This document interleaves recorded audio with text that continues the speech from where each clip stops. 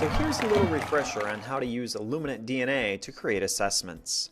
Hover over Assessments, and then choose Visit the Item Bank. Click on Create to start making your assessment. Choose Assessment Standard Mode. Hey, wait a second, didn't that used to be Manual Mode? Click Next. Type in your assessment name, and choose Create.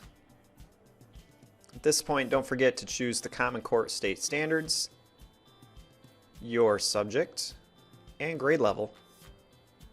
And then you can start digging down to find the standards that this assessment is going to test.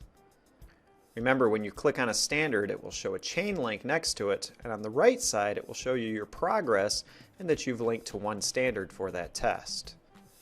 Of course, you can choose as many standards as you want for this test. And you might want to think about digging down even further to narrow your questions. Click Continue. Keep in mind that as I click Continue and create this assessment, I'm actually moving across this gray bar in the upper left-hand corner of your screen. Eventually, of course, I'll wind up at Publish, where I'll be done creating my test. On the Add Items section, I can add attributes such as adjusting the difficulty of the questions, choosing what item banks I'm drawing from. My suggestion is to use CoreSpring, EduThink, and Inspect, and then the types of questions that I want on my test.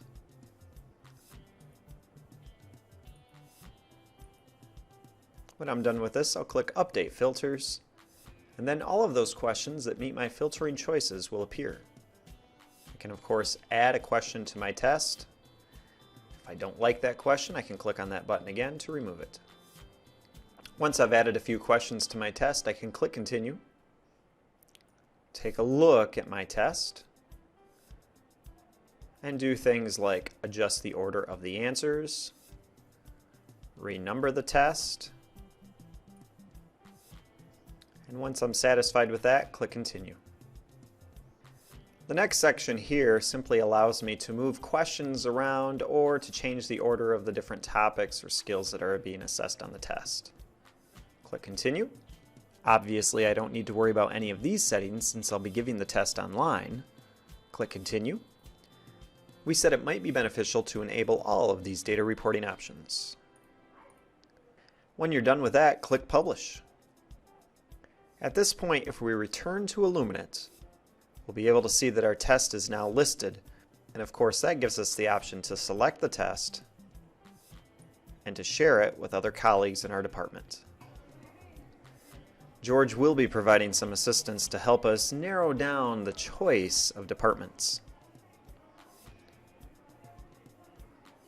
Remember, you can always see your list of published assessments by clicking on Assessments, List Assessments. And as long as you've created that assessment, of course, you have the option of deleting them.